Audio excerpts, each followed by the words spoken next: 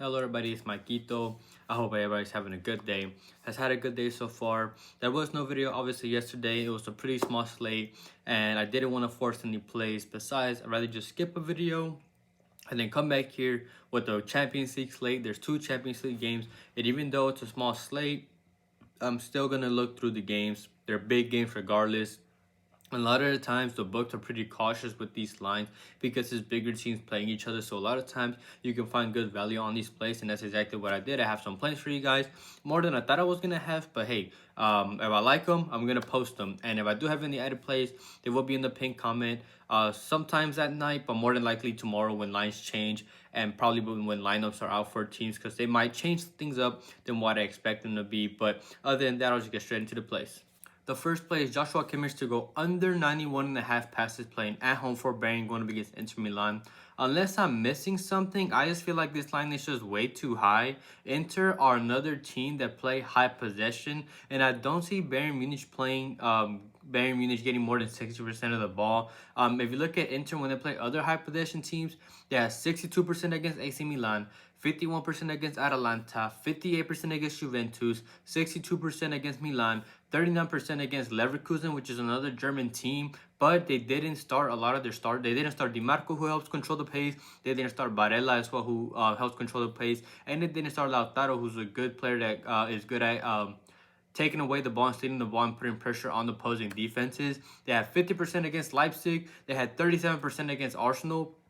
37%, which is low, but even then their CDM, which was Thomas Partey, only has 63 passes. And then if you look at Joshua Kimmich games in which he plays against other high possession teams, a lot of these are against Leverkusen because they have played him so many times this season, but he went under with 54 with 47% against Leverkusen. He did go over with 99 with 65% possession of the ball against Leverkusen, but Leverkusen did get a 62-minute red card, so they were a man up for a third of the game, so can't really blame him there. He went under with 51 with 44% possession against Leverkusen, under with 85 with 67% against possession, so even when they have a lot of possession, he doesn't get that many passes. Under with 66 with 57 against PSG, and under with 56 with 60% against Barcelona. Inter Milan are a team that play a 3-5-2, and their game is trying to control the midfield, which is where Kimmich plays. And like I said, even with Kimmich being the one that plays a little more back, they have players like Lautaro and Thuram who press the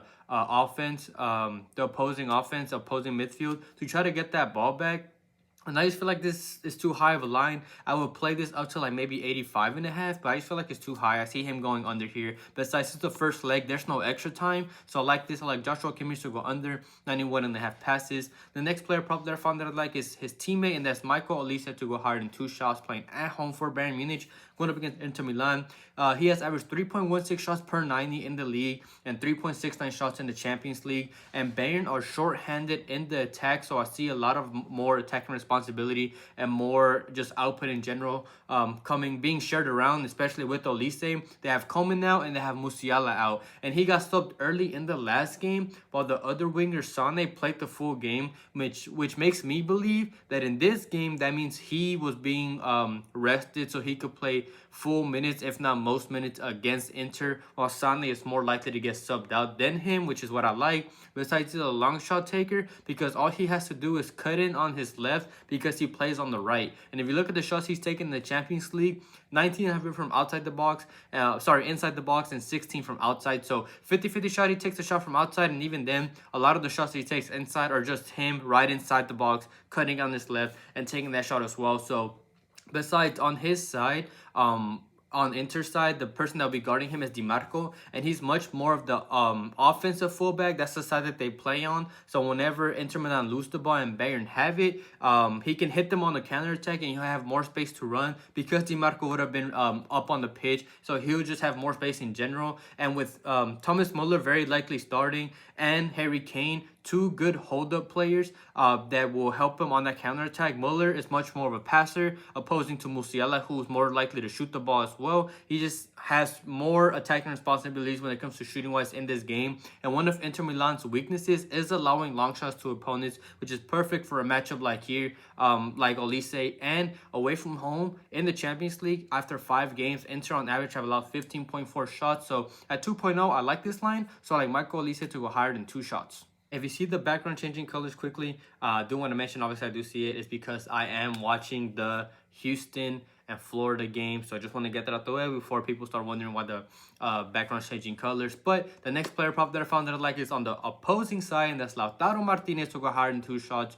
playing away from home for Inter Milan, going up against Bayern. That's another line that I feel like is just a little too low, and it's really because of that 2.0 line. I think it's pretty safe. He's averaged 3.55 shots per 90 in the league and 3.37 in the Champions League. And even you look at the games that he's played and when she's played tough matchups, he had 2 against Atalanta, 4 against Feyenoord, who keep in mind they beat Bayern Munich 3-0. He didn't have any against Napoli. I don't want to hide any of them. He had 4 against Juventus, 6 against Fiorentina, 3 against Fiorentina, and then 4 against Milan. And then he did play Arsenal, played 62 minutes, but got subbed out early because he had that yellow card. But if it wasn't for that, he will play those full minutes. All those games, except for that Fiorentina and Arsenal game, were away from home. So he will shoot with given the chance, and he will take the long shots if needed. Besides, he's a very versatile striker. In the league, he's taking 48 with his right, 26 headers, and 17 with his left. And he's also a counter-attack threat, and that seems to be one of Bayern Munich's weaknesses because they like to try to control the ball in the opposing halves. So when they lose, Inter can try to hit that 1 or 2 passing, try to hit him off a counter-attack. And in the last game against Parma, in the league, he got subbed out early, which means he was getting rest for this game. And even in that early him getting subbed out early, he still went over with 3. And I feel like it's a good line considering the fact that I feel like they're missing quite a few key players. Bayern Munich with Pavlovic in the midfield, Davies on the left, and Upamecano in the center. Bayern Munich are still a good defense, but Lautaro will find a way to shoot, and I think the line is pretty good at 2.0. So I like Lautaro Martinez to go higher in 2 shots. And then the last player prop that I found that I like is David Raya to go higher in 2.5 saves, playing at home for Arsenal, going up against Real Madrid. He is at the end of the day playing a really great offense. Real Madrid have averaged 6.4 shots on target in the league and 6.8 in the Champions League. We need him to save a little less than half of those, and that's perfect for us. He's going to have work to do with Calafiore and Gabriel out. I could potentially see even more shots coming from Real Madrid, and I said that they average 6.4 and 6.8 shots on target, so he needs to save a little less than half of those, but he has saved 74% of the shots on target that he's faced in the Premier League, and it goes up even more in the Champions League to almost 80% at 79.2. That's a really good save percentage, and a lot of it is because Arsenal are good at pretty much the shots that opposing players take, making them bad shots and easier saves for Raya, which is what I like. But also Real Madrid will shoot from anywhere and can shoot from anywhere, whether it's a counterattack, whether if it's in regular play, whether if it's in set pieces. And in set pieces, Arsenal usually do a good job at defending them, but Gabriel and Calafiore are 2 big bodies that are big reasons why they're good at defending those. So he's going to have a lot of work to do. And I just feel like Real's going to find those shots, and it's just a good call. I just feel like this 2.5 is just a little too low, considering they're playing a good attack like Real Madrid. So I like this. I like David Raya to go higher than 2.5 saves. Before I get into the money line plays, as always, real quick, if you could please like the video, comment, it helps boost the video out. And if you're not subscribed, please subscribe, turn on notifications so you're notified as soon as these videos are out. And if you want to get the videos even earlier and notified even earlier, I do have the membership link in the description. It is completely optional. I don't hide any picks. Again, it's just a great way to support the channel. And all my links for everything is linked in the description, whether it's Outlier, Underdog, PrizePicks, everything linked in the description. So I really want to thank anybody who supports me in any way. I have 1 money line play for each game. This one is not the day 1 of the ladder challenge, not because it seems to be cursed. So I'm not saying this is day 1. I'm saying this is not day 1 of the ladder challenge, but this is a -132 play, and this is both teams to score in the Bayern Munich and Inter Milan game. There's plenty of firepower and a good attack on both sides.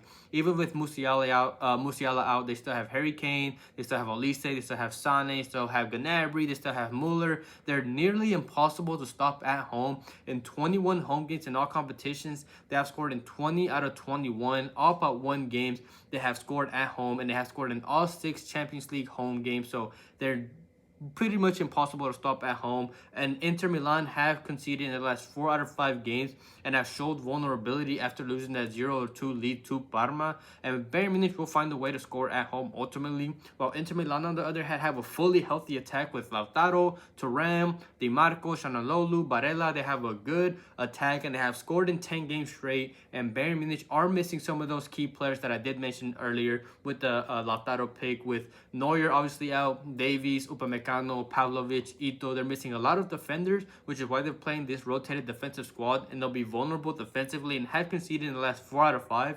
And those last 4 out of 5 have been the Neuer replacement in goal. His Urbig, he's a very young keeper, and I feel like this could be too big of a stage for him. There's a reason why he's conceded in the last 4 out of 5.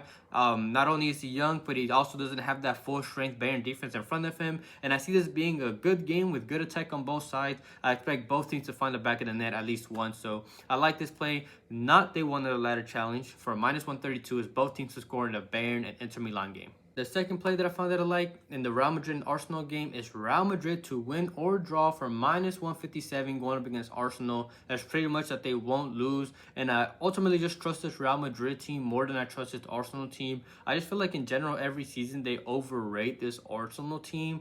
I feel like every year is going to be their year. Every year they keep improving, but every year they choke. And I see the same thing happening here. I just don't trust this Arsenal team. I feel like they're a good team, don't get me wrong, but I just feel like they overrate them a little too much. And they had those 2 big defensive injuries that I mentioned earlier with Gabriel and Calafiori out, while they're playing a fully healthy Real attack with Vinicius, Rodrigo, Bellingham, and Mbappe, and they just have no real striker up top as well with Jesus and Kai Havertz out. And Real's only weakness could potentially be their left back with Mendy out. But first of all, Fran Garcia has been playing pretty good, and he has good coverage from Camavinga, who likes to play back in that left spot as well. And Real Madrid at the end of the day is Real Madrid, and I feel like they'll find a way to get it done. They'd be happy to take a draw going back to the Bernabeu. So if they don't win, I feel like they'll be happy to take that draw, go back at home, and then beat them there. And if this is gonna be an even game, but I just trust Real Madrid much more than I trust Arsenal.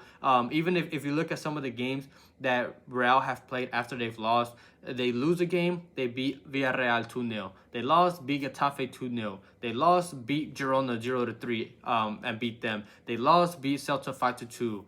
Beat Leganes 2-3. They lost and then beat Atletico. So they seem to do good after losing games. And I mentioned that because they just came off that loss to Valencia. So I don't see them losing twice in a row. And again, I just trust this team much more than I trust this Arsenal team. And you're getting good value here. I think they're overrating Arsenal and undervaluing Real Madrid here. So I like Real Madrid to win or draw for -157 going up against Arsenal.